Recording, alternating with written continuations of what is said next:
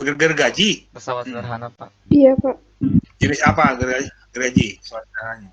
Bidang miring, Pak. Bidang miring. Miring, Pak. Ya, bidang miring. Ya. Nah, ada nggak pesawat modern dari gergaji? Ada, Pak. Nah, jadi bedanya di mana letaknya? Tadi siapa yang jawab tuh? Lamanya.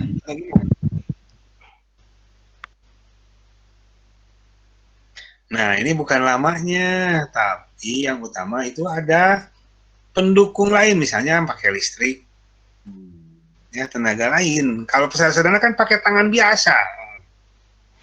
Nah, ini tinggal pijit tombol, gergaji, maju sendiri. Nah, itu bedanya, sehingga lebih cepat dan kita tidak ada lagi hitungan keuntungan mekanik karena sudah digantikan oleh mesin.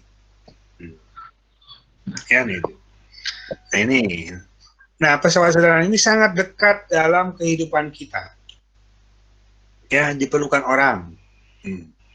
Makanya, nih siswa yang diajar oleh saudara harus betul-betul mengenal ini dan tahu sehingga dia pada saat menyelesaikan masalah di kehidupan itu akan memudahkan dia untuk melakukan pekerjaan dengan baik dan lebih cepat gitu. Nah, memudahkan. Nah, di sini pesawat sederhana itu ada 3, ada tuas, ada katrol, dan ada bidang miring. Ya, bidang miring itu bisa sekrup, bisa tangga bidang miring. Ya, nah itu. Pokoknya yang runcing-runcing, nah itu termasuk bidang miring. Nah, sekarang jenis pesawat sederhana tuas atau pengukir. Tuas pun ada 3 jenisnya. Ya. Nah, di sini ada yang bebannya di ujung, terus tengah di titik tumpunya di tengah, dan kuasanya. Kuasa itu apa sih? Kuasa itu gaya yang diberikan, tempat gaya memberikan gaya atau gaya yang diberikan pada tuas itu sendiri. Kalau beban adalah yang mau dikerjakannya atau dipindahkannya, ya nih. Nah, juga ada tuas jenisnya titik tumpunya di ujung ini, tapi bebannya di tengah. Ingat-ingat nih, bebannya atau gaya beratnya di sini. Kuasanya atau gaya yang diberikan oleh orangnya itu di ujung. Ya, nah itu. Ada juga bebannya di ujung, kuasanya di tengah, titik tumpunya di ujung lagi. Beda kan semuanya nih. Nah, pada saat siswa disuruh mengidentifikasi jenis tuas, kadang-kadang kebingungan. Kenapa? Karena pesawat sederhana yang disodorkannya belum dikenal. Belum pernah mengenal dengan baik. Kadang-kadang ada yang baru melihat, ada yang kadang-kadang belum sama sekali pengalaman hidupnya melihat benda itu. Makanya ini seorang guru harus bijak, ya. Nah, misalnya Anda munculkan gambar banyak tentang pesawat sederhana, mana yang jenis tuas ke-1, tuas ke-2, biarin supaya dia mengklasifikasikan. Baru setelah itu barulah ke konsep hitung-hitungan atau perhitungan keuntungan mekanik dan sebagainya. Ya. Misal nih. Misalnya gini. Yang tadi ya.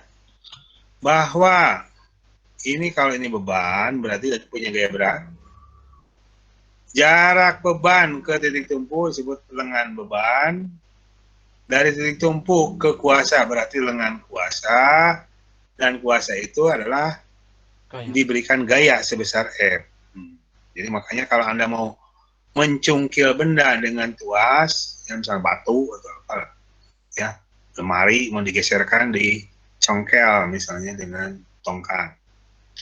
Maka, nah, bagaimana hubungannya antara berat gaya dengan lengan kuasa dengan, ingat, lengan beban itu panjang jarak antara posisi beban dengan titik tumpu. Lengan kuasa berarti panjang jarak antara titik tumpu dengan kuasanya. Nah, bila dibandingkan, misalnya, kalau dikata ada perkalian, misalnya gaya kali lengan kuasa. Gaya dengan lengan kuasa ini. Jadi antara gaya dengan panjang lengan kuasanya sama dengan berat beban kali dengan bebannya. Maka besarnya gaya kan otomatis gaya beratnya kali lengan beban per lengan kuasa dari sini. Sehingga besar gaya yang diberikan berapa? Apa sama dengan gaya beratnya atau lebih kecil? Nah, kalau saya tanya, kalau kuasa yang kita berikan justru tambah gede dari berat bebannya, itu pesawat sederhana bukan? Bukan. Bukan, Pak. Bukan. Bukan, nggak ada ribu sorangan, nggak iksa sorangan, justru dengan jadi bagaimana nih gaya yang kita berikan di sini lebih ringan dibanding kalau kita timbang beratnya di sini. Nah, itulah yang disebut kita menerapkan atau menggunakan pesawat sederhana. Jadi gaya yang diberikan sekecil-kecilnya, tapi bisa memindahkan benda atau mengerjakan berat benda yang lebih besar.